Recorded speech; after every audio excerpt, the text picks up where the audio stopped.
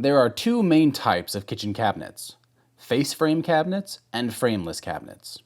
The difference has nothing to do with the doors or hinges, but the actual cabinet box itself. Face frame cabinets, like this one here, have a piece of wood attached to the front of the cabinet forming a frame. The frame creates a lip for the doors and drawers to rest against when closed. Frameless cabinets, on the other hand, do not have a face frame, and the door is attached directly to the side of the cabinet. When closed, face frame and frameless cabinets often look very similar. However, frameless cabinets have a larger opening because they do not have a frame.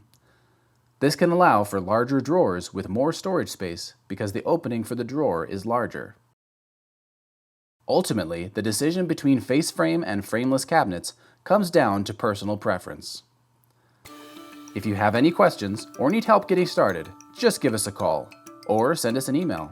We're always happy to help.